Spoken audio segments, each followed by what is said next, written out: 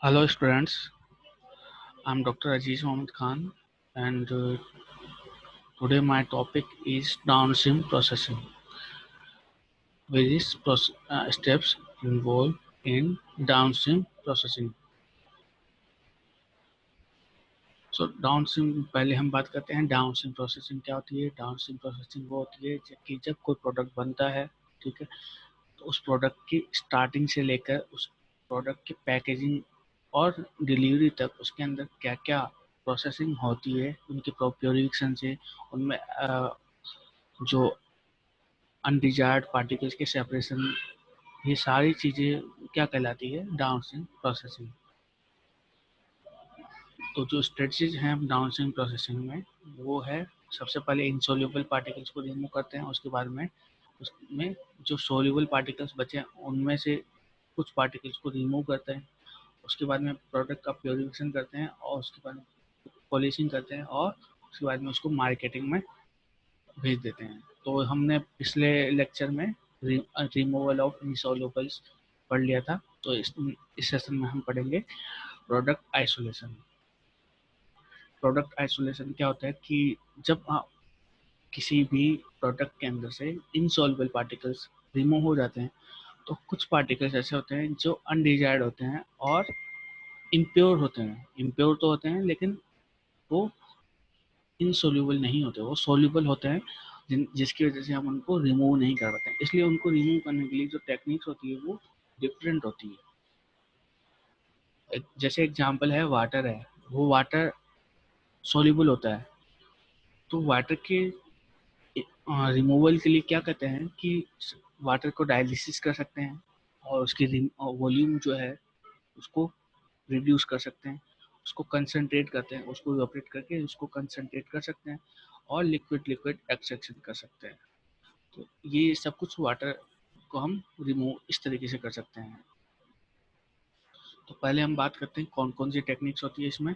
तो पहले टेक्निक है liquid liquid extraction. Liquid liquid extraction क्या होती है कि जब प्रोडक्ट के अंदर लिक्विड मेटेरियल प्रेजेंट है और उसमें बहुत सारे लिक्विड मटेरियल्स होंगे, हो सकते हैं, तो उनमें से जिस लिक्विड को हमें सेपरेट करना है तो हमें क्या करना है कि ऐसा लिक्विड उसके साथ में ऐड करना है जिसके साथ में उसकी सोल्यूबिलिटी बहुत ज़्यादा है, ठीक है।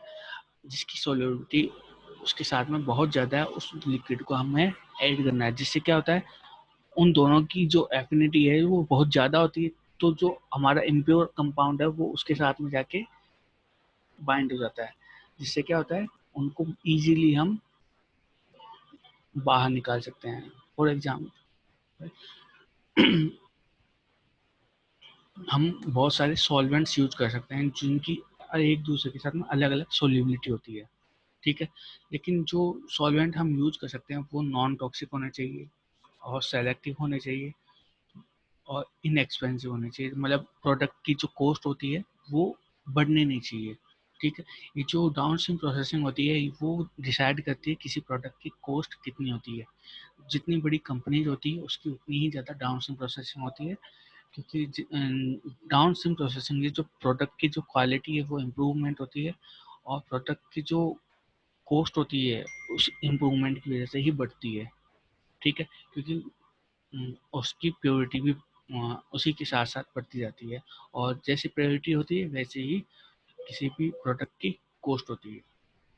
अब नेक्स्ट प्रोसेस है एडजॉर्प्शन। एडजॉर्प्शन क्या होता है, किसी भी पार्टिकल को ऐड करना जो हमारी जो इम्प्योरिटी है उसके साथ में जाके एडजॉर्ब हो जाए और बाद में उस एडजॉर्ब कंपाउंड्स को, दोनों जो एडजॉर्ब हुए हैं कंपाउंड्स, उन दोनों कंपाउंड्स को हम अदर टेक्निक्स के थ्रू हम सेपरेट कर लेते हैं, ठीक है। तो लेकिन जो एडजॉर्बेंस में जो एब्जॉर्प्शन होता है वो वीक होनी चाहिए, ठीक है, और रिवर्सिबल होनी चाहिए। वीक इन द सेंस उसको हम एज एडजॉर्बेंट यूज करते हैं तो उसको इजीली सेपरेट कर सकें, और रिवर्सिबल भी होना चाहिए। रिवर्सिबल मीन्स अगर हम उसको ऐड भी कर रहे हैं तो हम हट उसको, हमारे पास ऐसी टेक्निक्स भी होनी चाहिए ताकि हम उसको रिमूव भी कर सकें, ठीक है। तो ये एडजॉर्बेंट की एक डिजायर फंडा होता है, जो एडजॉर्बेंट होता है उसकी क्या क्वालिटी होनी चाहिए, वो ये दो क्वालिटी होती है कि वो वीक होना चाहिए और रिवर्सिबल होता है, मतलब इजीली रिमूवेबल होना चाहिए।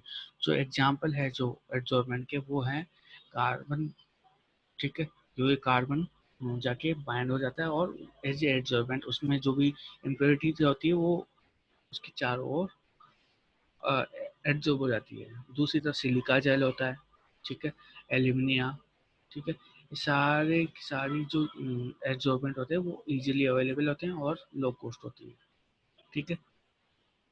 नेक्स्ट है अल्ट्रा फिल्ट्रेशन। हमने पिछले वीडियो में पढ़ा था फिल्ट्रेशन, ठीक है, इसमें फिल्टर करते हैं एक मेम्ब्रेन के थ्रू, लेकिन अल्ट्रा फिल्ट्रेशन क्या होता है, अल्ट्रा फिल्ट्रेशन में जो साइज होता है जिसको हम सेपरेट करते हैं, जिन पार्टिकल्स को हम सेपरेट करते हैं उन पार्टिकल्स का साइज बहुत ज़्यादा छोटा होता है, ठीक है। लेकिन अल्ट्रा फिल्ट्रेशन क्या होता है, अल्ट्रा फिल्ट्रेशन में हम प्रेशर ड्राइव करते हैं, ठीक है। The ultrafiltration is the process in which we separate the particles on using the pressure, ठीक है। हम प्रेशर अप्लाई करते हैं जिससे पार्टिकल्स सेपरेट हो जाए। इसमें भी सेम चीज़ होती है कि जो पार्टिकल्स होती हैं उनकी साइज के बेसिस पे सेपरेशन होता है। जो साइज जिसकी साइज बड़ी होती है वो अनसेपरेटेड रहता है और जिसकी साइज छोटी होती है वो मेम्ब्रेन के थ्रू पास हो जाते हैं। तो यहाँ पे एक मेम्ब्रेन होती है, ठीक है, ये मेम्ब्रेन होती है और एक और मेम्ब्रेन होती है, ठीक है। इन मेम्ब्रेन के थ्रू उनको पास करवाया जाता है। पास करवाने से कुछ पार्टिकल्स ऊपर ही रह जाते हैं। वो पार्टिकल्स क्या होते हैं, इम्प्योर कंपाउंड्स होते हैं जिन जो हमें अनडिजायर्ड होते हैं, और हमारा जो प्रोडक्ट होता है वो नीचे पास हो जाता है, नीचे मूव हो जाता है, ठीक है। तो अल्ट्रा फिल्ट्रेशन में जो साइज होती है जिनका हम सेपरेशन करते हैं, उनकी जो साइज होती है, जो कंपाउंड्स होते हैं उनकी साइज होती है 1 नैनोमीटर से लेकर 100 नैनोमीटर तक की साइज होती है, मतलब 10 to 2000 आर्मस्ट्रॉन्ग की साइज होनी चाहिए, ठीक है। और या फिर उनका मोलिकुलर वेट जो होना चाहिए वो 300 to 5 lakhs डाल्टन होना चाहिए। और मेनली जो जिनका हम सेपरेशन करते हैं वो होते हैं प्रोटीन्स, बायोमोलिक्यूल्स, बैक्टीरिया, वायरसेस, ये सब होते हैं जिनका हम जो सेपरेशन करना होता है, ठीक है। ये ये जो सेपरेशन होता है, जैसे हम स्टेरिलाइजेशन भी कह सकते हैं, हम किसी भी कंपाउंड को स्टेराइल करते हैं। तो माइक्रोबायोलॉजी में ऑटोक्लेवेशन होता है, लेकिन ऑटोक्लेव करने से प्रोडक्ट की क्वालिटी कम हो जाती है। तो अल्ट्रा फिल्ट्रेशन से जो अनडिजायर्ड जो माइक्रोब्स होते हैं वो रिमूव हो जाते हैं और प्रोडक्ट की क्वालिटी मेंटेन रहती है। नेक्स्ट है प्रेसिपिटेशन। प्रेसिपिटेशन में क्या होता है कि एक सॉल्यूशन होता है जिसके अंदर हम कुछ पार्टिकल्स डालते हैं, जिससे वो पार्टिकल्स क्या होता है, प्रेसिपिटेट फॉर्म कर देते हैं, ठीक है। जिसमें जो कुछ पार्टिकल जो अनडिजायर्ड होते हैं, जिसकी साइज साइज बड़ी होती है, वो नीचे सेटल डाउन हो जाते हैं, ठीक है। और जो हमारा प्रोडक्ट होता है वो सुपर नेटेंट की तरफ ऊपर रहता है, ठीक है। ये अनडिजायर्ड जो कंपाउंड्स होते हैं वो नीचे, इस सस्पेंशन में अनडिजायर्ड जो कंपाउंड होते हैं वो नीचे प्रेसिपिटेट हो जाते हैं, और जो हमारा प्रोडक्ट होता है वो ऊपर सुपर नेटेंट के अंदर प्रेजेंट रहता है। तो क्या क्या प्रेसिपिटेट हम यूज कर सकते हैं कि जैसे साल्ट होता है, सॉल्ट जैसे जो अमोनिया और सोडियम के जो सोल्ट्स होते हैं वो प्रोटीन के प्रेसिपिटेशन में हेल्प करते हैं। जब हम किसी सॉल्यूशन में डालते हैं, ठीक है, किसी सस्पेंशन के अंदर डालते हैं, तो ये जो अमोनियम और सॉल्ट्स जो होते हैं वो पार्टिकल्स को प्रेसिपिटेट करवाते हैं, जो इम्प्योर कंपाउंड्स होते हैं उनको, जो प्रोटीन्स होते हैं उनको प्रेसिपिटेट करवाते हैं। उसी तरीके से मिथेनॉल होता है, उसका हम यूज करते हैं डेक्सट्रेंस के प्रेसिपिटेशन बनाने के लिए, डेक्सट्रेंस के प्रेसिपिटेशन के लिए उसी। और चिल्ड इथेनॉल और एसीटोन का जो मिक्सचर होता है उसको प्रोटीन के सेपरेशन के लिए यूज करता है, ठीक है। और उसी तरीके से नॉन आयनिक पॉलीमर्स होते हैं,